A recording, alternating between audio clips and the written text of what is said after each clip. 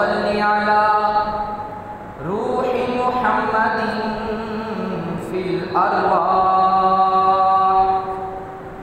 اللهم صل على بلد محمد في البلاد اللهم صل على تربة محمد في التراب اللهم صل على جسد محمد في الأجساد اللهم صل على في أول كلامنا اللهم صل على في آخر كلامنا اللهم صل على في أوسط كلامنا يا رب صل وسلم دائما أبدا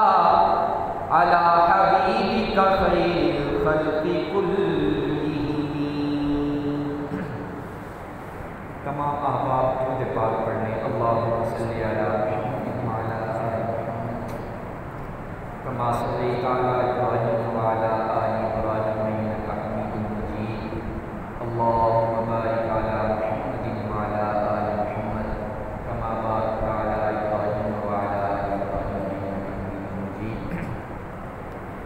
اللہ رب العزت کا بے حد و بے انتہا شکر ہے اس ذات بابرکات نے جمعۃ المبارک کے مقدس اور بابرکت دن میں کچھ دیر اپنے گھر مسجد میں آ کے اپنا مقدس دین سننے کی توفیق عطا فرمائی۔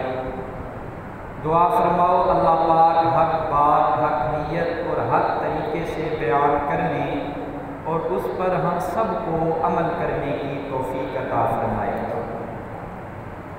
قرآن کریم فرقان حمید کی ایک آیت کریمہ آپ حضرات کے سامنے ابھی تلاوت کرنے کی سعادت حاصل ہوئی ہے۔ اللہ رب العزت اپنی لارب کتاب قرآن مجید میں فرماتے ہیں اِنَّا عَرَضْنَا الْأَمَانَةَ عَلَى السَّمَاوَاتِ وَالْأَرْضِ وَالْجِبَالِ کہ ہم نے اپنی امانت کو پہاڑوں پر پیش کیا، زمین پر پیش کیا، آسمانوں پر پیش کیا، تو ان مخلوقات نے ہماری اس امانت کی جاہ و جلالت کو دیکھتے ہوئے معذرت کر لی۔ اس امانت کا بوجھ اٹھانے سے پہاڑوں نے، زمین نے، آسمان نے معذرت کر لی۔ آگے قرآن کریم نے فرمایا کہ وَحَمَلَهَا الْإِنسَانُ، تو اس عظیم الشان امانت کو حضرت انسان نے اٹھا لیا۔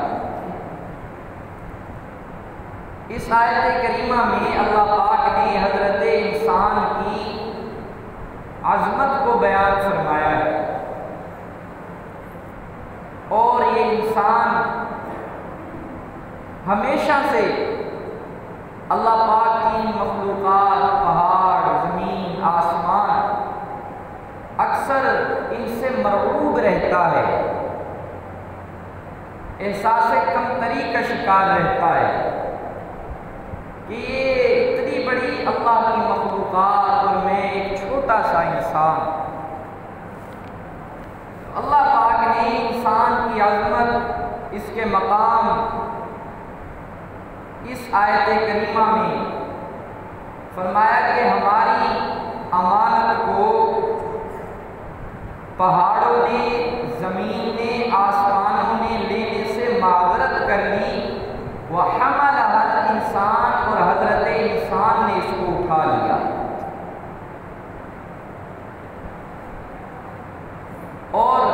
ایک اور جگہ پہ اللہ رب العزت نے قرآن کریم میں فرمایا کہ وَإِذْ قَالَ رَبُّكَ لِلْمَلَائِكَةِ إِنِّي جَاعِلٌ فِي الْأَرْضِ خَلِيفَةً۔ رب العالمین نے فرمایا اپنے فرشتوں سے، نوری مخلوق سے، کہ میں ایک جماعت پیدا کرنے لگا ہوں، انسانوں کی جماعت۔ فرشتوں نے کہا کہ اے رب العالمین، ہم تیری عبادت کے لیے کافی ہیں، تو پھر انسان کو پیدا کرنے کی کیا ضرورت ہے؟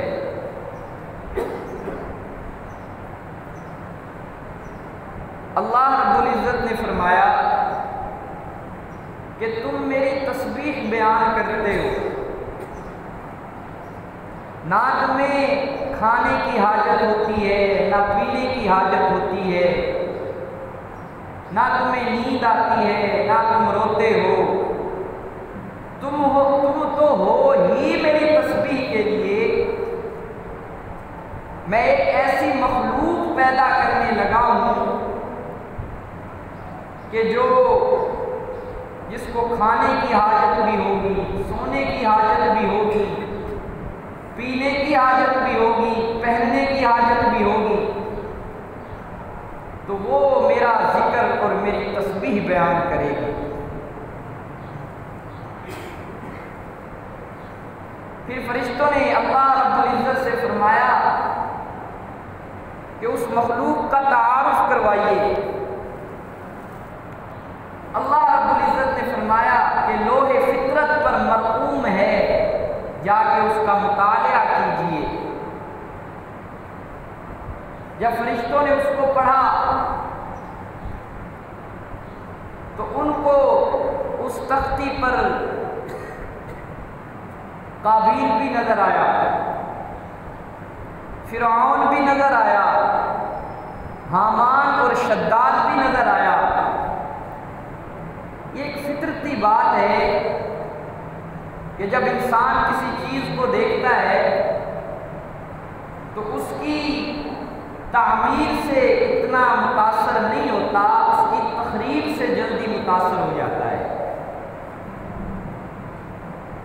خیر سے دھیرے دھیرے متاثر ہوتا ہے اور شر سے جلدی متاثر ہو جاتا ہے۔ تو فرشتوں نے کہا رب العالمین سے کہ آپ ایک ایسی مخلوق بنا رہے ہیں جو فساد پھیلائے گی، خون کرے گی، خون ریزی کرے گی۔ تو حالانکہ یہ بہت بڑا سوال تھا اور اس کا جواب بھی بہت بڑا تھا، لیکن اللہ رب العزت نے بڑا مختصر اس کا جواب دیا کہ ما لا یعلمون، جو میں جانتا ہوں وہ آپ نہیں جانتے۔ آئیے قرآن کریم کی طرف، اللہ کا قرآن کہتا ہے وَإِذْ قَالَ إِبْرَاهِيمُ رَبِّ اجْعَلْ هَٰذَا الْبَلَدَ آمِنًا وَإِذْ قَالَ رَبُّكَ لِلْمَلَائِكَةِ إِنِّي جَاعِلٌ فِي الْأَرْضِ، کہ اے پوری مخلوق، میں ایک مخلوق پیدا کرنے لگا ہوں، حضرت انسان، میں اس کو کھنکتی ہوئی مٹی سے بناؤں گا، پھر اس کے اندر روح پھونکوں گا، پھر میں اس کو زبان عطا کروں گا، زبان اس کی ہوگی لیکن بیان میرا ہوگا، میں اس کو آنکھیں عطا کروں گا، آنکھیں اس کی ہوں گی، دیکھے گی میری طرف، میں اس مخلوق کو دل عطا کروں گا، دل تو اس کا ہوگا لیکن دھڑکے گا میرے لیے،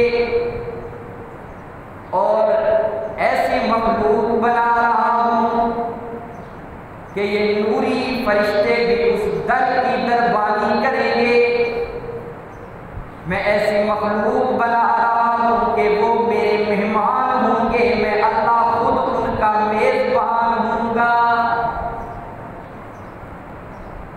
فرشتوں نے اللہ رب العزت سے فرمایا کہ ہم تیری تسبیح کے لیے کافی ہیں، تیری حمد کے لیے کافی ہیں۔ اللہ رب العزت نے فرمایا کہ آپ کو بنایا ہی میں نے اپنی تسبیح اور حمد کے لیے ہے۔ میں ایک ایسی مخلوق بنا رہا ہوں جو اپنے کام کاج بھی کیا کرے گی، لیکن میرے سامنے اپنا سر بھی جھکایا کرے گی۔ اپنی اتنی مصروفیت کی زندگی میں میرے لیے وقت متعین کر کے میرے دربار میں حاضر ہوا کرے گی۔ اس کو میں اپنا خلیفہ بناؤں گا، اس کو میں اپنا خلیفہ بناؤں گا۔ وَحَمَلَهَا الْإِنسَانُ، میرے بھائیو یہاں پہ اللہ پاک نے انسان فرمایا ہے، حیوان نہیں فرمایا۔ اور کیسا انسان؟ جو دنیا پہ اللہ کا نمائندہ ہوگا۔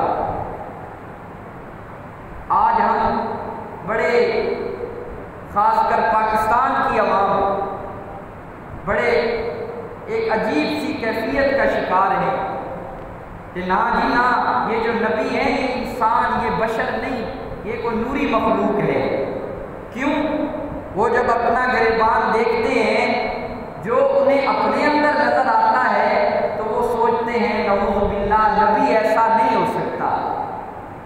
تو میرے بھائیوں، اللہ پاک نے حضرت انسان کی شان فرشتوں سے بھی بلند فرمائی ہے۔ اس حضرت انسان کی شان، اس بشر کی شان نوری مخلوق سے کہیں زیادہ ہے۔ فرمایا کہ وَحَمَلَهَا الْإِنسَانُ، ہماری امانت کو حضرت انسان نے اٹھا لیا۔ اور وہ امانت کیا ہے؟ قرآن کریم۔ وہ امانت قرآن کریم ہے۔ رب العالمین نے فرمایا کہ تنزیل من رب العالمین نزل به الروح الامین بلسان عربی مبین۔ قرآن کریم کی عظمت میں رب العالمین نے اعلان فرمایا کہ اس کو نازل کرنے والا رب العالمین، اس کو لانے والا روح الامین، اور اس قرآن کی زبان عربی مبین، اور جس کے قلب اطہر پر اس قرآن کو نازل کیا وہ رحمت للعالمین۔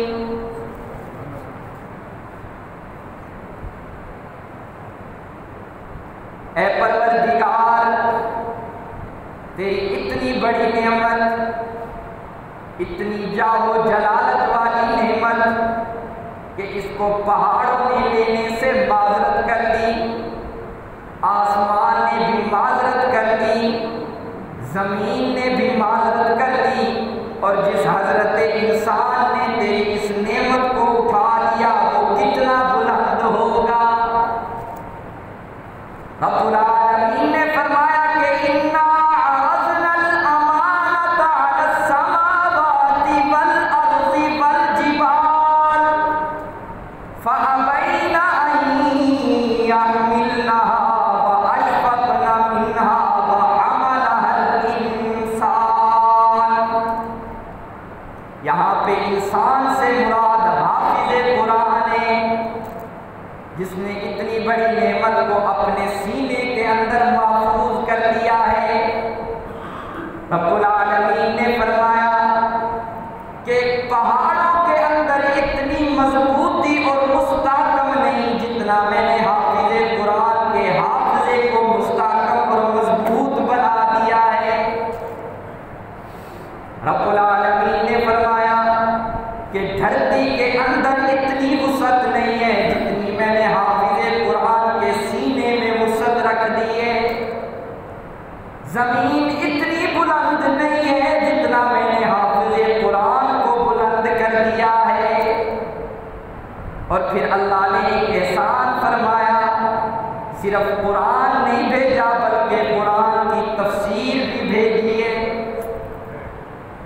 اللہ پاک نے قرآن کی تفسیر بھی بھیجی ہے. کیا نام ہے تفسیر کا؟ کیوں بھائی، اس تفسیر کا نام کسی کو معلوم ہے؟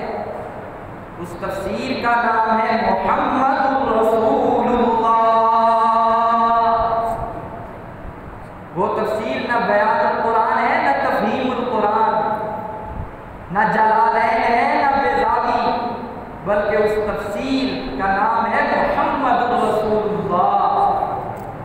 بزم توحید سے تبلیغ کا نام آیا، کوئی پہنے ہوئے قرآن کا جامع آیا. میں نے قرآن کریم سے پوچھا کہ اس تفسیر کا نام تو بتا. قرآن کریم نے بتایا محمد رسول اللہ. میں نے قرآن کریم سے پوچھا اس تفسیر کے اوصاف تو بتا.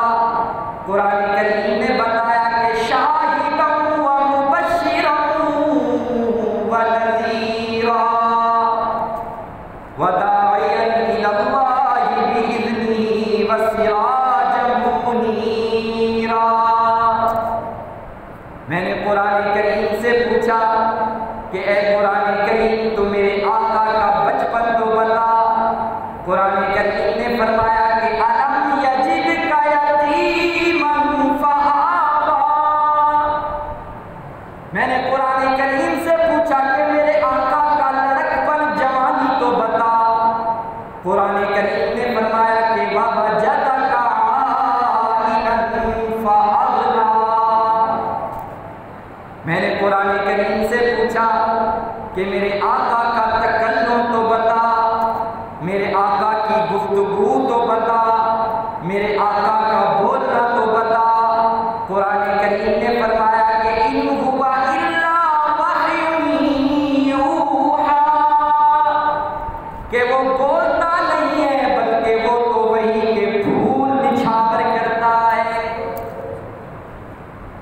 یارو محبت سے کہہ دو سبحان اللہ. آپ سست ہو کے بیٹھ جاتے ہیں، پھر میں بھی سست ہونے لگ جاتا ہوں. محبت سے کہہ دیجیے سبحان اللہ. قرآن کریم نے فرمایا کہ وہ بولتا نہیں ہے بلکہ وحی کے پھول نچھاور کرتا ہے. میرے آقا کے تکلم کی مثال حدیث سے. میرے آقا جمعے کے دن منبر پر تشریف لائے. ایک صحابی رسول کھڑا ہوا، کہنے لگا کہ اے اللہ کے حبیب، اللہ سے دعا کیجئے، بڑا عرصہ ہو گیا مدینہ میں بارش نہیں ہوئی، بڑا قحط پڑ رہا ہے، گرمی ہے، جانور بھی پیاسے ہیں، انسان بھی سسک رہے ہیں، بلک رہے ہیں. اللہ کے حضور ہاتھ اٹھائیے، اللہ سے رحمت والی بارش کی درخواست کیجئے. میرے آقا نے دستے طرف دراز فرمائے اور اللہ سے دعا کی، اللہم اسقنا غیثا مغیثا مریعا مریعا سریعا غدقا طبقا تنبت به الزرع وتحیی به الارض بعد موتها کذالک تخرجون. صحابہ کرام کہتے ہیں کہ اللہ کے حبیب نے ابھی ہاتھ اٹھائے ہوئے، ہم دیکھ رہے تھے کہ سورج اپنی آب و تاب کے ساتھ چمک رہا تھا. ہم دیکھ رہے تھے کہ اچانک مدینے کی فضا کو کالے گھنگور بادلوں نے ڈھانپ لیا. اللہ کے حبیب نے دعا فرمائی کہ اے رب العالمین برسانا رحمت والا امین، ایسی بارش برسانا جو ضرر والی نہ ہو، نقصان والی نہ ہو، زار و قطار نہ ہو، لگاتار نہ ہو، موسلا دھار نہ ہو، بلکہ ایسی رحمت برسا، رم جھم ہو، قطرہ قطرہ ہو، رحمت رحمت ہو. رب العالمین کے چہرے دھل جائیں، پھول مہک جائیں، فصلیں لہک جائیں، سریعاً جلدی دے، دیر نہ کر، نقد دے ادھار نہ کر۔ صحابہ کرام کہتے ہیں کہ ہم دیکھ رہے تھے اللہ کے حبیب نے ہاتھ اٹھائے ہوئے ہیں، رم جھم بارش برسنے لگی،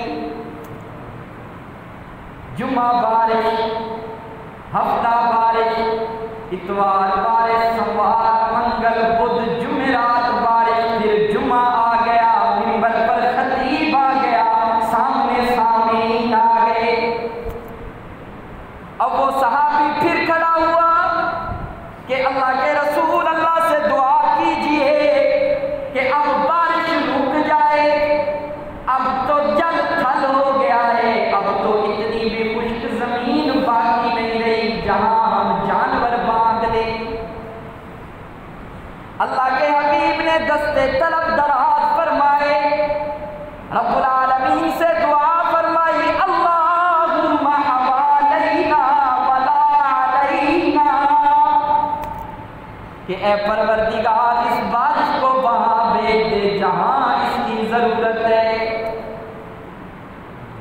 صحابہ کرام فرماتے ہیں کہ ہم دیکھ رہے تھے، یوں لگ رہا تھا جیسے اللہ کا حبیب ہاتھوں سے بادلوں کو ادھر ادھر کر رہا ہو۔ بزم توحید سے تبلیغ کا نامہ آیا، کوئی پہنے ہوئے قرآن کا جامہ آیا۔ یہ تفسیر ہے جو اللہ رب العزت نے بھیجی ہے۔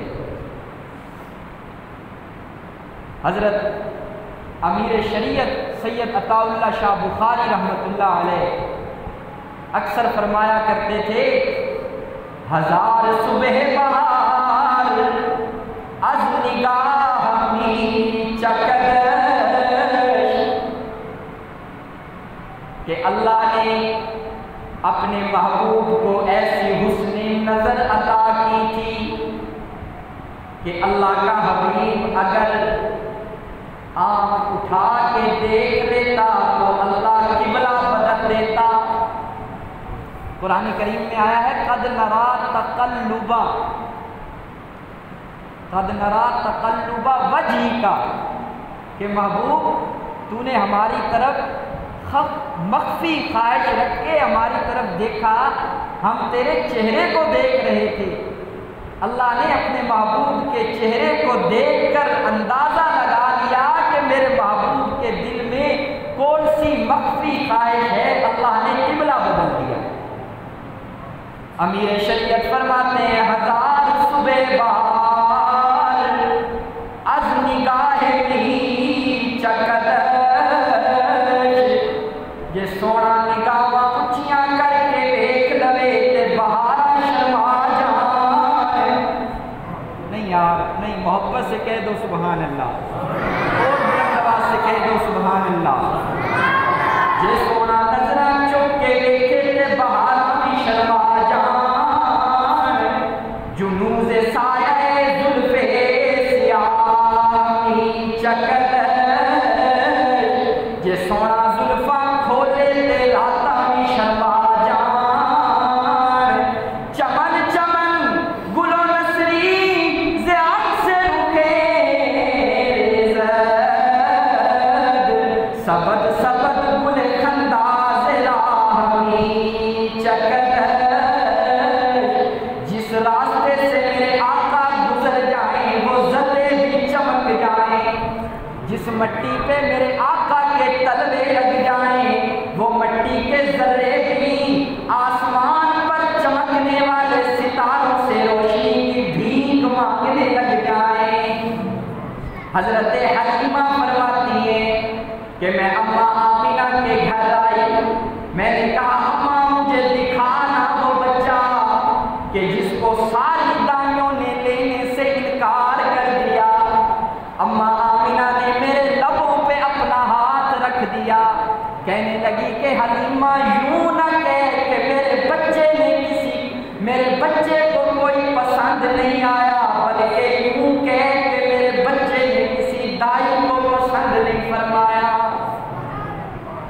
جب حضرت آمنہ نے اپنا لشتے جگر اماں حلیمہ کی گود میں ڈالا، کتابوں میں لکھا ہے کہ میرے آقا کے اوپر سفید یمنی چادر تنی ہوئی تھی، اور سفید یمنی چادر کے دھاگوں سے حسن مصطفی پھوٹ رہا تھا، چھلک رہا تھا۔ جب حضرت اماں حلیمہ نے میرے آقا کے حسن و جمال کو دیکھا تو بے ساختہ زبان سے نکلا لم ارى احدا احسن منه، کہ میں نے اس جیسا حسین و جمیل دیکھا ہی نہیں۔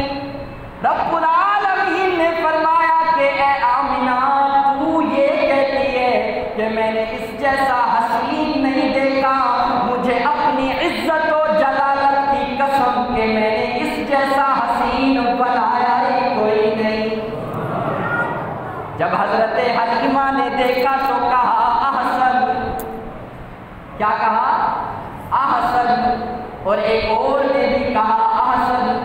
حضرت حسان وَأَحْسَنُ مِنْكَ لَمْ تَرَ قَطُّ عَيْنِي وَأَجْمَلَ مِنْكَ لَمْ تَلِدِ النِّسَاءُ خُلِقْتَ مُبَرَّأً مِنْ كُلِّ عَيْبٍ كَأَنَّكَ قَدْ خُلِقْتَ كَمَا تَشَاءُ۔ حضرت حلیمہ نے بھی کہا احسن، حضرت حسان نے بھی کہا احسن، ایک اور نے بھی کہا احسن۔ یہ کون ہے؟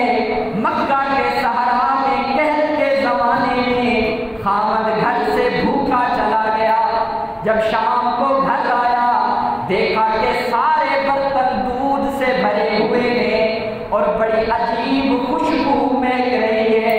ابو معبد نے معبد سے کہا کہ معبد یہ دودھ کے برتن کیسے بھرے ہیں؟ تو معبد نے کہا کہ یہ نہ پوچھئے بلکہ یہ پوچھئے کہ آج کون آیا تھا۔ معبد کہتی ہے کہ آج ایک احسن آیا تھا، آج ایک احسن آیا تھا، مجھے تو یوں لگا کہ جیسے چودھویں کا چاند میرے گھر کے صحن میں اتر آیا ہو۔ اماں حلیمہ نے بھی کہا احسن، حضرت حسان نے بھی کہا احسن، معبد نے بھی کہا احسن، اور حضرت جبرائیل نے بھی کہا احسن۔ حضرت جبرائیل نے فرمایا صرفت قلبت مشارق الارض ومغاربها لم ارى احدا احسن، لم ارى احدا احسن۔ حضرت جبرائیل نے بھی کہا احسن، اور رب ذوالجلال نے بھی قرآن کریم میں فرمایا احسن۔ والتین والزیتون وطور سینین وہذا البلد الامین لقد خلقنا الانسان فی،